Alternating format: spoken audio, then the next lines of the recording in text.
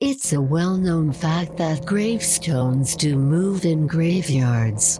If you look at a burial ground full of memorials, especially older ones, many headstones may lean to one side or appear lower than others around them. Sometimes this is due to poor grave digging, which creates unstable ground. Sometimes it happens when a coffin collapses due to age and the ground around it sinks. If a grave leans forwards towards the grave, it is usually due to a coffin collapse. Graveyards on hillsides may fall victim to migrating gravestones due to rain and erosion. Tree roots can move memorials as they spread, and underground water can cause memorials to lean. But for a gravestone to turn a full 90 degrees, no amount of rain, roots, collapse or underground water can account for such a radical shift.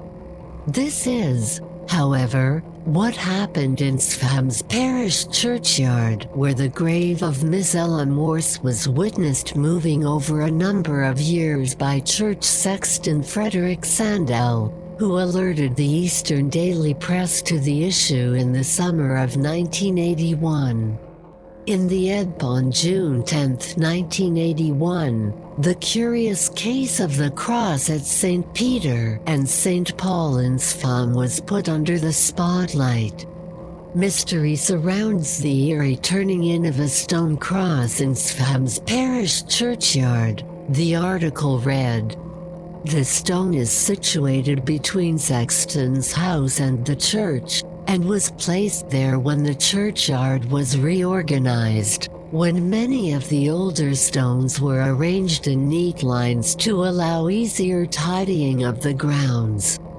But now the gravestone of Miss Ella Morse, who died at the age of 37 in 1852, is moving.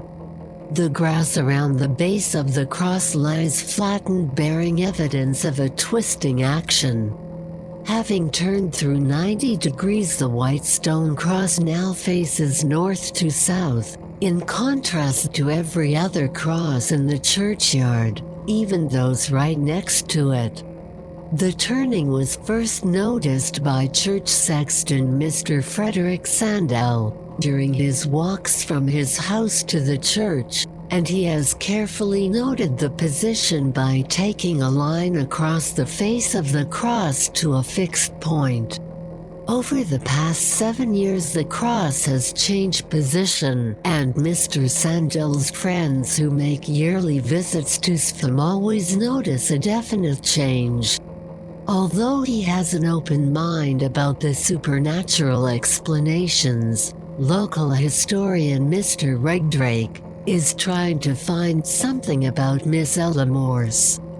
So far his research has revealed that she was the daughter of Swaffham brewer Mr. John Morse, who paid £400 for the stained glass window in the church chancel in memory of Ella, and also placed brasses to her memory in the church in 1853, a year after her death. Mr. Drake's brother, Eric Drake, feels there may be more to these memorials than meets the eye. He suspects the gifts might have been ways of easing the conscience of Ella's family. None of the many daughters buried in the churchyard are commemorated in such a way. Was Ella Morse mad, or did she do something her family wanted to expiate? Asked Mr. Drake. We don't know, but it would be intriguing to find out more about her. Although Mr. Drake does not believe Ella was a witch, he points out that the inscription is similar to words chanted at the burial of witches, to protect them from evil spirits. The stone bears the inscription, Ella Morse, September 8 MDCCLII, aged XXXVII, by thy cross and passion, by thy precious death, good Lord deliver us. Mr. Drake put forward another theory, that the recent moving of headstones might have meant that the cross didn't belong to Ella at all, but rather to someone else entirely, giving rise to the thought that the gravestone was twisting to escape the corpse that lay beneath it.